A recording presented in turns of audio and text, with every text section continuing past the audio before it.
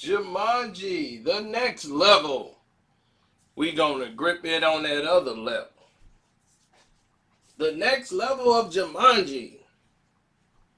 Let's talk about it.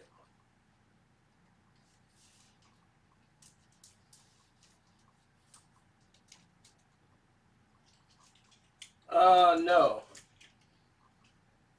We're not going to talk about it. Here on Screen Feed, of course, we gotta have no choice but to talk about this movie. Oh, The Rock and Kevin Hart star in this comedy that was similar to the smash hit remake Jumanji that came out 2 years ago, and everyone thought this movie was gonna suck, and it turned out to not be as bad as people thought. One of the reasons it turned out not to be that bad is because it had a new twist to it, made it its own thing, making it a video game, kind of updating it a little bit from the board game, which made it interesting. But now, the interesting part is down the street and around the block, and we want nothing to do with it.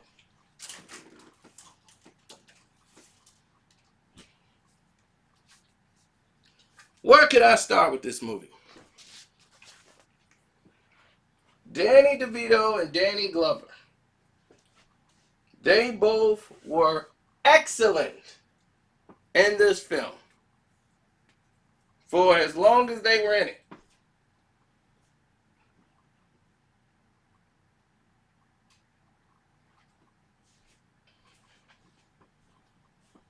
Well, Danny DeVito plays the uncle to the main lead character from the first film, who's for some mysterious reason broken up with the girl he was in love with and fighting to be with in the first film. This movie destroys all of what that whole movie was about. When this movie starts, they're like taking a break. And while they're taking a break, this nonsense happens. He mysteriously gets caught in the game and they go in after him. Yeah, the game that they promised never to go back into. One of them stupidly goes back in and the rest of them get sucked in. And it was the only interesting part was the fact that they were all different characters.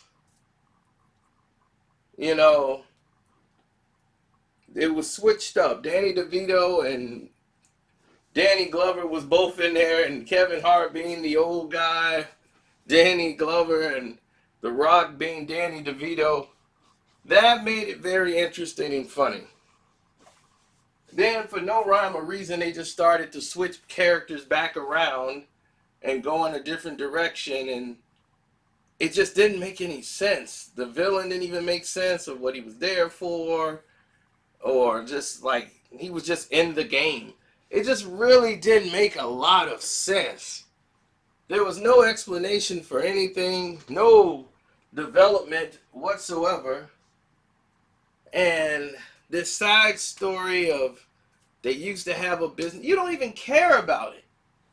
You know, I just like, man, they really mucked this one up with the writing and the development. He's like, look, we're just going to make it funny.